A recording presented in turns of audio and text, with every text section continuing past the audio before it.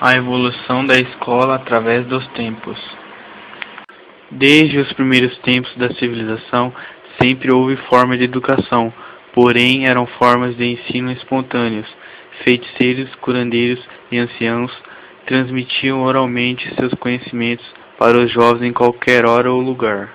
No século V a.C., essa transmissão espontânea de informações passou por um processo de organização que tirou a educação da responsabilidade única do país.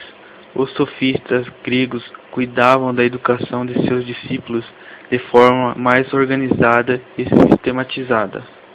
Eles andavam com os jovens discutindo questões filosóficas e de conhecimento, e os romanos, por fim, criaram o edifício chamado escola.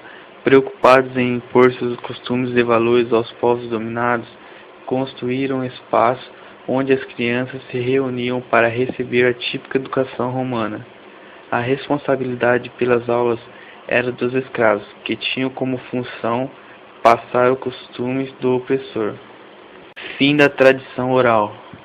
Durante a Idade Média, a educação estava restrita às igrejas. Os salmos eram ensinados em monastérios, abadias e templos.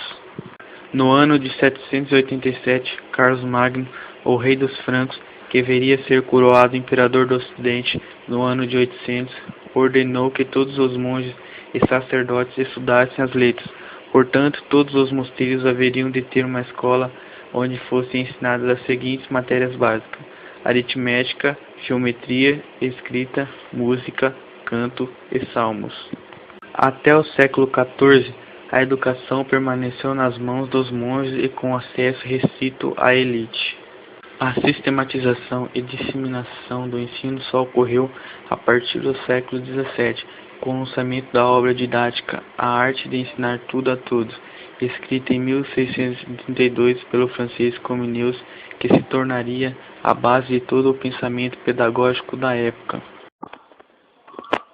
Pela primeira vez, havia uma estruturação do sistema de ensino com divisão da escola em níveis e com ritmo de ensino que se adequasse às idades e possibilidades das crianças. Também se iniciava o conceito de democratização da educação, uma vez que a ideia era exatamente como diz o título do livro de Comenius, ensinar tudo a todos.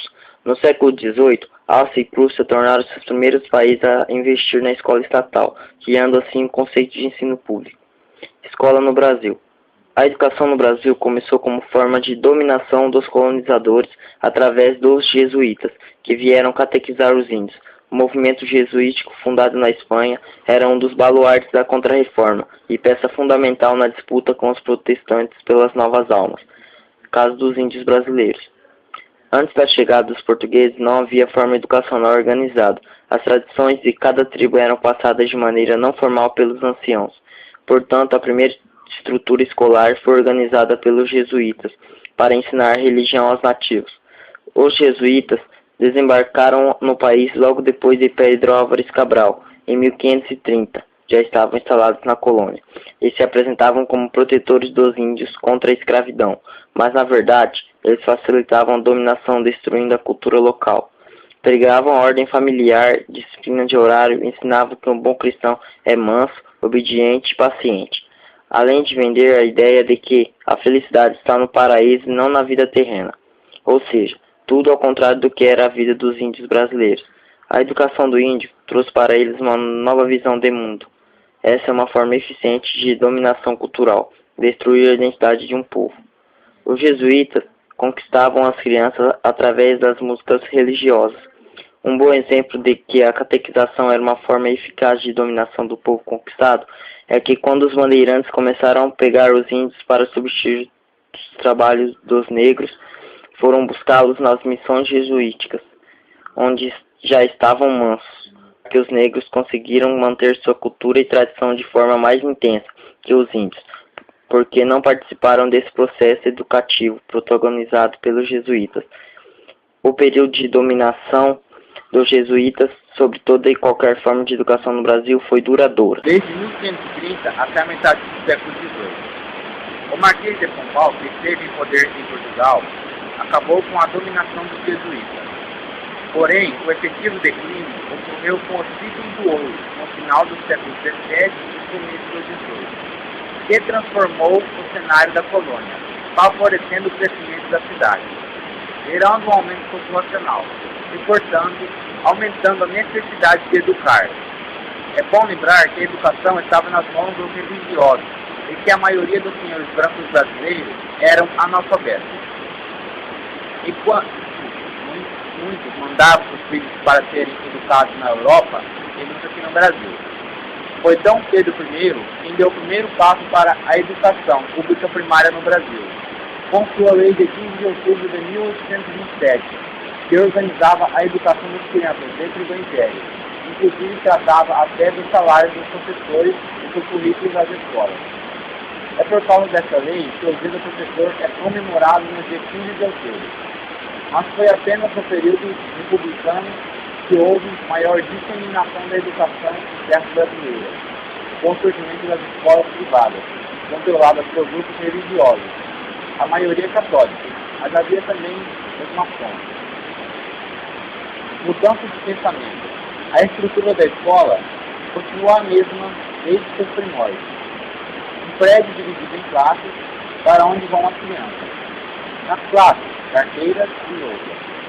O que realmente mudou ao longo do século foi o pensamento das pessoas, que fazem frequentemente a escola.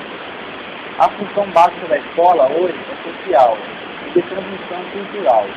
Deixou de ser o centro de transmissão de conhecimento para se tornar responsável pela manutenção de valores e normas de conduta.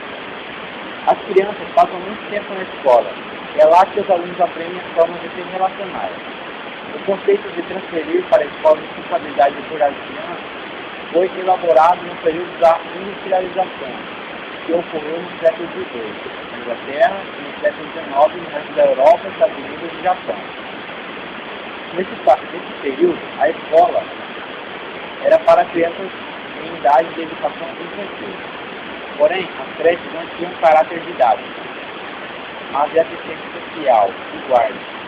Apenas na década de 1980 é que foi iniciado um movimento para a reorganização da educação infantil em caráter pedagógico.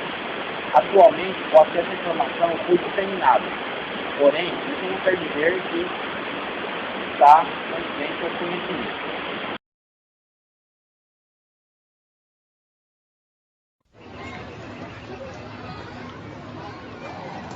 Aqui está a escola.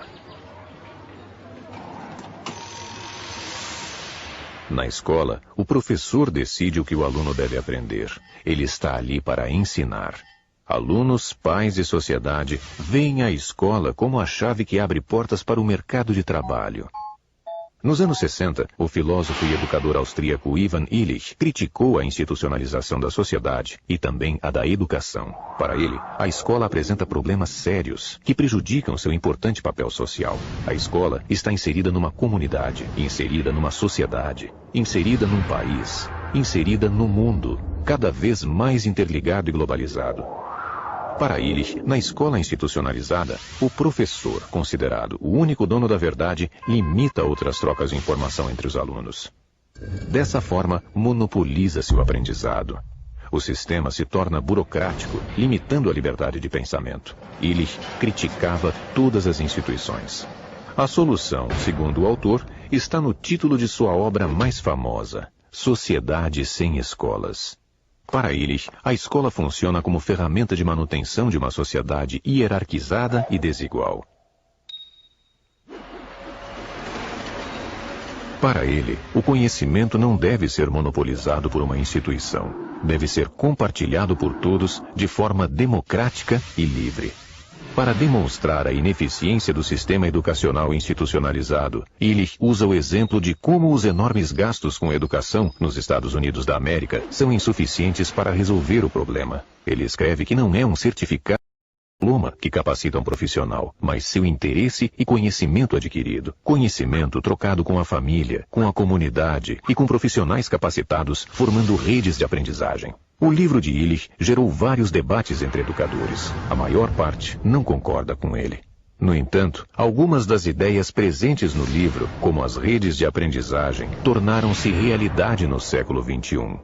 A televisão e a internet são novas fontes de informação acessíveis e abertas.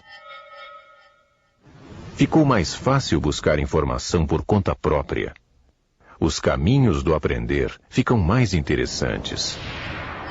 A partir deles, talvez seja possível chegar a uma educação menos escolar. Como será a escola do século XXI? Essa é uma questão que continua em aberto.